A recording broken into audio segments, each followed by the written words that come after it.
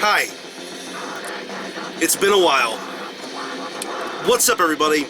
Josh Armijo here. I hope everybody's doing good and well and stuff. I'm here today to do a show review, concert review, whatever you want to call it, for the 13th edition of Destroying Texas Fest at the BFE Rock Club in Houston, Texas.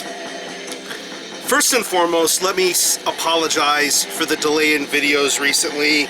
Around the week of Destroying Texas Fest, my laptop charger shit the bed on me, and it really hindered my ability to get some reviews done before I ended up leaving to Houston. And yeah, gonna get the ball rolling quickly as soon as possible. But yeah, wanted to get that apology out of the way. But on to the talking about Destroying Texas Fest. This is probably one of my favorite fests to be attending in all of Texas. Probably some of the best, most incredible bands within Black Death and thrash metal to be taking place at this festival. This spanned the course over 3 different days. A Thursday pre-fest, and then the 2 main days on Friday and Saturday. June 29th, June 30th, and July 1st, respectively. And, man, of all the times I've attended Destroying Texas Fest throughout the years, I would have to say that this is the best Destroying Texas Fest I've ever been a part of. So much awesomeness, so much high intensity, high energy, exhaustion. It was just a crushing weekend. I'm going to start off by talking about the pre-fest first. Unfortunately, I missed out on seeing Venereal Baptism, who are a last-minute replacement for Hellfire Death Cult and Church of Disgust. I've heard very good things about their respective sets, so I'm optimistic that they both crushed it. When I made it to the venue, made it in time to see Crixcore, who are from England, and they put out a very awesome EP through Invictus Productions called Three Devils Dance. And I had seen them previously that past Tuesday up in Austin, and they were very awesome.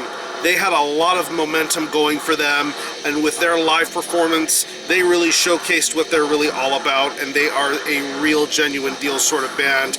Normally they're a band that would have an aesthetic of hoods and leather jackets, but they had a more stripped down approach to their look, their musical delivery, and they really got into the groove with their style. It was just an overall incredibly intimidating and solid set. Next up was Sacral Curse, because you obviously can't have a Destroying Texas Fest without the involvement of Sacral Curse in some sort of instance, and they're always a joy to watch. They have continuously gotten better and better throughout the years. Aldo, their drummer, is a joy to watch, probably one of the best drummers in Texas metal right now. He brings so much passion and drive to Sacral Curse's music, and of course the bass and guitar riffs and vocals are all incredible. Even the new stuff that they played sounded very awesome too. I'm excited to hear what is in the works for this band for Sacral Curse in the future. Next up was my favorite band of the entire pre-fest, and that is Houston's own Blaspherian. Blaspherian have long been one of the best death metal bands to come out of Texas, and here with their set, they played a wide variety of great stuff, from their older material to their debut stuff to their upcoming new material. It just sounded badass. The new material especially. This is Blaspherian at their absolute best right now, and I'm extremely excited to hear and see what the future's going to hold for them. Since I mentioned Crixcore earlier, I might as well say that I saw Blood Incantation again. I saw them also on that previous Tuesday, and to see them again for this pre-fest was just jaw-dropping. They are one of the few bands in today's live metal world that replicate their studio sound to a T. Getting to hear Vitrification of Blood Part 1 and 2 played in its entirety, note for note, word for word, lyric for lyric, it just sounded amazing. It was amazing to see these guys play and have the stamina that they do. Just an overall incredible experience to be listening to them play all the stuff off of their debut, plus some EP stuff and a little bit of newer stuff planning in the works. It was really badass. And since I mentioned Houston death metal, Imprecation headline day the pre-fest. They were fantastic. They played a whole variety of stuff from their early demos, EPs from the 90s, their debuts, their stuff from their debut full-length, Saturday Tenebris Infinita. Just probably one of the best Imprecation performances I've seen yet, and they were fantastic to watch. They brought the room together. It was just incredible. Moving on to day one of the fest, which took place that Friday, June the 30th. Made it to the venue in time to see Pukerist, who are from, I think they're from New England, somewhere in New England. They had a lot of trial and tribulation leading up into their fest, having to get replacement band members, replacement drummers, replacement so on and so forth. They soldiered on through as best as they could, but it was pretty cool to get to see them play. My buddy Aaron from Vile Desecration did live drums for a couple of selected dates, including Destroying Texas Fest, which was cool to see him do his thing and handle his business the best way he could. It was a fun set to see. Next up was a complete surprise for me, and this band was way better than I expected them to be and to sound, and that was Possession from Belgium. This was their first US performance, and they put on a hell of a show. Their vocalist had so much charisma, so much passion, very much an entertaining figure to look at and see play. The riffs, the bass, the drumming, just the stage presence that this band brought is so entertaining. And I don't know why. I mean, I'm pretty sure there are reasons, but why they were second on the bill, I don't know. The performance that they put on was very much deserving of a second or third prior to the main band playing that kind of set, if you know what I'm saying. Possession were so phenomenal. They played a whole bunch of stuff off of their debut, Exorcizine, His Best Deceit, the EP stuff. Just some really, really killer material to be listening to. Possession put on a great live performance, and I'm optimistic. I'm optimistic that they'll play the US again one day. They are that damn good, and they deserve to be seen and heard. Next up was Kill from Sweden. Absolutely devastating Black Death, heavy, heavy Swedish death metal guitar tones going on here. That's what the main focus of a band like Kill was. It's all about the riffs, and their vocalist made it a very clear point to let it know that it's all about the riffs. The bass tone is fine, but it's more for the guitar riffs, and it was a very awesome set to see. Really good stuff, and I appreciate this band even more than I did previously. Next up was Funeral Nation from Chicago, Illinois. These guys are long-standing veterans of death and thrash metal.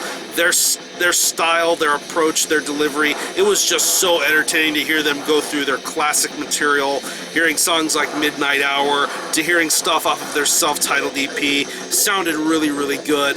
They were a very awesome band to watch and see play live. Hopeful for better things to come from them. Right after them were the band that easily won day one for me, even before some of the headliners came on. This band put on the best set of the night for me, and that, of course, is El Paso's own NYOGTHAEBLISZ. Watching this band progress year after year and sound better and greater every time they play live, it's always a joy to watch these guys play, and it was so awesome. Just their stage presence, their look, their delivery, their attitude. It's just violent, noisy black metal. And this was probably one of the few times throughout this entire show that I even got in the pit to mosh or do something active. This band beat the piss out of me with their music, and they sure did to everybody else. This was my favorite set of that Friday. Absolutely phenomenal job done by NYOGTHAEBLISZ. Total fucking sport. But there were two more bands. It wasn't over yet. Next we have Communion from Chile. Very cult, very legendary sort of band. I want to say that this was also another band making their first appearance in the United States. Very, very excellent performance. What stood out the most is the fact that not only were they a great power trio, but for the fact that there were riffs upon solos, upon riffs, upon solos. It was just monumentally entertaining. It brought the crowd together very nicely. Very good crowd reaction, very good performance all the way through and through. And headlining day one was a last-minute replacement for the band Impurity from Brazil. They had trouble making it through, I think. So Goat Semen from Peru came. I mean, it's fitting that last year we had a great band like Mortem play Destroying Texas Fest, and this year we bring in Goatsemen. They were supposed to play Hell's Head Bash Part 3 last year, but I guess some complicated issues happened. But they played the show absolutely fantastic. I love the vocalist. I love when he hit those high-end sort of wails, those kind of vocal styles. I love that. It was awesome to see him sing and scream the way that he did. The riffs, the vocals, the songs, just wildly entertaining from first song all the way to last. Extremely breathtaking stuff, and that was a great way to close out day one of the fest. Moving on to day 2, which took place on July the 1st. Unfortunately, I missed out on seeing Sacrificial Blood, but once I did get to the venue, I was able to see one of the bands that I was the most excited for that entire weekend, and I, of course, am talking about Germany's Khthoniik Cerviiks. Extremely impressive band. They have that Titan Blood, Voivodian, sadistic intent sort of mixture in their sound, a little bit of a progressive sort of tinge in their delivery, but still very much black and death metal. The solos, the riffs, the intros between songs that have that really distinctive robot voice sounded really awesome to listen to, but the music itself spoke volumes and really, really made me appreciate this band a great deal more. Next up was Volon, part of the Black Twilight Circle. I hadn't seen them since Red River Family Fest last year. They were fantastic to watch. Just an overall incredible performance. I think this was a much better performance to watch them and see do than over at the Red River Family Fest. Just the way Eduardo did his vocals, his deliveries, the keyboards, the drumming, the riffs. It was just a very awesome mixture of stuff. Stuff off of the first 2 Volon records. Just an overall incredible performance through and through.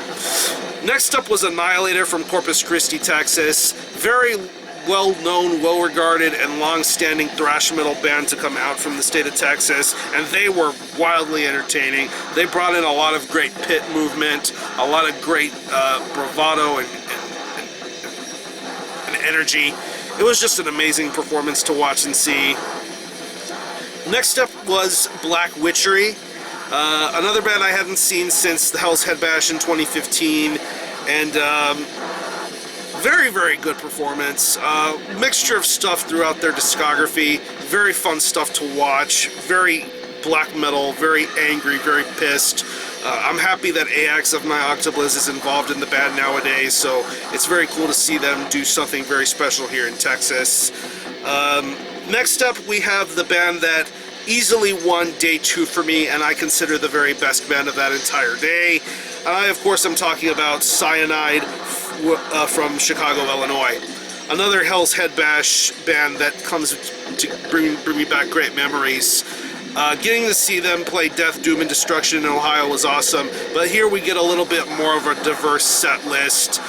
Metal Never Bends, Hate War, Death Metal Commando, and of course Desecration Storm, probably my favorite from their last album, Gods of Death. So many stage dives, so many killer riffs, so much moshing. This was a set that could have easily brought the house down or made the venue crumble. It was that crushing, and I enjoyed the performance a great, great deal. Cyanide were amazing, and we won't see too many out of state or out of Chicago performances from this band, so seeing them come to Texas and do their thing was something incredibly special. And last but not least, since we're on the topic of Hell's Head Bash bands that give me good memories or crazy kind of memories, the headliner for day 2 was Profanatica. I'm not gonna lie, the performance from 2015 left a lot to be desired, but ever since the band had undergone new band members and stuff, Profanatica had come into their own and delivered something very special here with this performance. This was a complete 180-degree turnaround for me, getting to see them play every single song through, no stop-starts, no awkward moments, no feedback, Latin stuff. It was just straightforward black metal madness, done the Profanatica way. Great riffs, Paul Letney being the great vocalist that he is. He was so cool to talk to and hang around this weekend, surprisingly. So many crazy stories I hear about Paul Ledney throughout the years, but he was an incredibly cool guy. But his performance with Khthoniik was absolutely amazing. Great drumming, great vocals, and the guitar and bass work sounded immaculate. And especially when it came to them playing Weeping in Heaven, everyone lost it. I loved when he played that, when they played that, and everybody got into it. It was so fucking awesome. And that for me was Destroying Texas Fest in a nutshell. I had such a wonderful time. There's not even enough words to describe the emotions and feelings I have from being a part of it, getting to spend time with such wonderful, amazing, great friends. I even got to meet some great YouTubers. I got to meet Brandon, Scourge of Vinyl. Thank you so much for being such a great guy to talk to and hang out with. You're a very, very wonderful guy, and I'm glad to call you a friend. And I also met Ethan, Dictator Ethan. Very awesome to see you on Friday, get to hang out and talk with you and get to know you as much as I could throughout that day. Hopefully I see you at another Houston metal show or another Texas metal show or whatever. You're awesome company and I love you to death. So yeah, as far as this video goes, this is going to be just the review for the fest. I have a separate video planned for the merch haul because if I included the merch in this video would be twice as long and I don't want to do that. So this is just going to be part one for right now. Next video you'll see will be the merch haul. And I look forward to showing you guys what I acquired in Houston and all throughout Texas leading up to Destroying Texas Fest. So if you went to Destroying Texas Fest this past weekend, let me know what you think, how you felt. Did you go? What did you think of the experience? Do you look to come back to next year? Because next year's going to be even sicker. Sadomator, Vomiter, Force of Darkness, Hell Witch, Baxaxaxa. Just a crazy, crazy lineup and even more to come. So yeah, Destroying Texas Fest, best in the world. I'm going to conclude this video. Thanks a lot for watching. Thanks for checking out my channel. Until next time, Army Hell out.